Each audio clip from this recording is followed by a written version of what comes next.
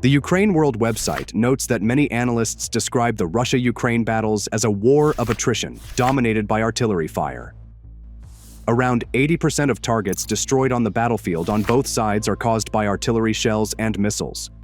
Both sides have observed that missiles and artillery have become increasingly dominant this year. However, when Ukraine tried to produce them en masse, these efforts were thwarted by the precision strikes of Russian forces. Keep your eyes on the full story.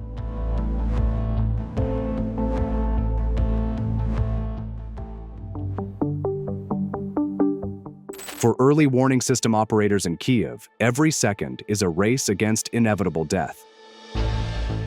Behind the curtain of propaganda constantly echoed by Western countries, a bitter reality has finally been reluctantly acknowledged by Vladimir Zelensky. On the grand stage of the Munich Security Conference, in a tone far from triumphant, he admitted what Russian military intelligence has long known. One of the Flamingo cruise missile production lines, hailed as Ukraine's secret weapon, was reduced to rubble by precision Russian strikes. Zelensky attempted to craft a narrative of resilience by claiming that the production line had been relocated and was operating elsewhere. However, for military observers familiar with Russian strike doctrine, this statement sounded more like self-reassurance than a strategic fact. The Flamingo missile, long shrouded in mystery and high hopes, has now become a symbol of the fragility of Ukraine's defense infrastructure in the face of Moscow's air superiority.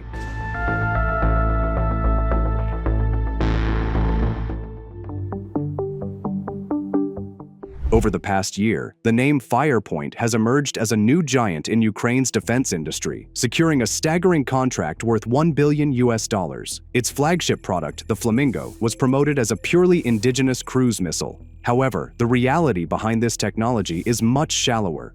Military analysts have noted striking, even identical similarities between the Flamingo and the FP-5 cruise missile produced by the UK's Millennium Group. What is touted as Ukraine's national pride is little more than a copy or analog of British technology showcased at the International Defense Exhibition and Conference 2025. With a theoretical range of up to 3,000 kilometers and a price tag under €1 million, the West briefly dreamed that the Flamingo could reach the heart of Russian territory in Europe. Yet, the Russian military had a far more effective response than mere paper calculations. Before these missiles could enter mass production, scheduled for late 2025 or early 2026, precision Russian missiles had already visited their nests. Ukraine's dream of reshaping the balance of power through the Flamingo had to be buried deep under the concrete ruins of its factories. Zelensky's claims about relocating production sites are nothing more than rhetoric aimed at maintaining the flow of funds from Western donors. On the ground, moving the high-precision machinery required to manufacture cruise missiles is no simple task, especially when spies in the sky and Russian intelligence networks continuously monitor every significant movement.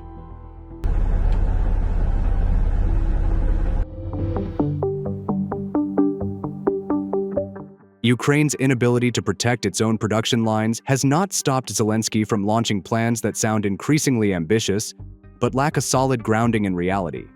He has spoken of opening 10 weapons export centers across Europe, from the Baltic states to Northern Europe, by 2026.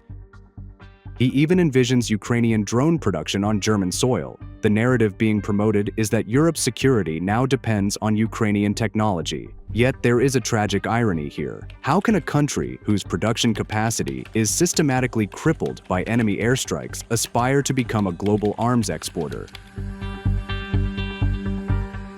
The effort to internationalize weapons production is, in fact, an implicit admission that Ukraine is no longer safe for producing anything. They are attempting to export technology they cannot even protect themselves, hoping that the profits from these sales can be used to purchase the weapons they actually need. This is a recurring pattern. When domestic technology fails under Russian military pressure, Kyiv turns to new promises from its allies. This time, it is the United Kingdom stepping into the spotlight. London, through its Ministry of Defense, has formed the Kindred Task Force, an ambitious project to develop new ballistic missiles for Ukraine. This move is far from mere altruistic assistance. The UK is effectively using Ukraine as a live laboratory. They seek missile capabilities they do not possess themselves, while letting Ukraine bear the risks of their deployment.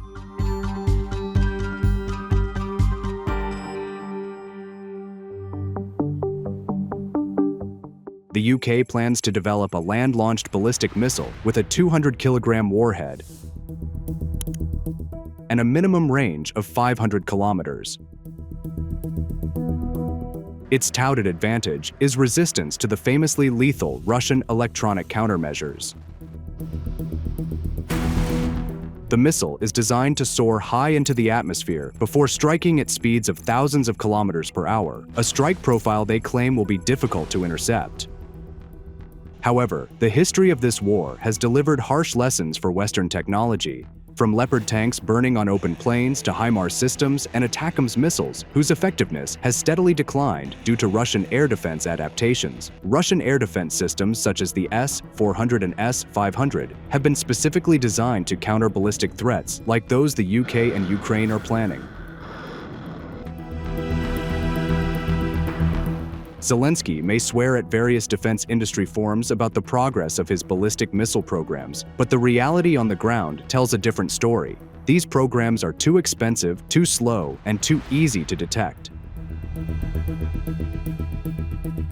Even the ATACMS supplied by the US are now extremely limited in number and incapable of delivering the strategic impact once hoped for.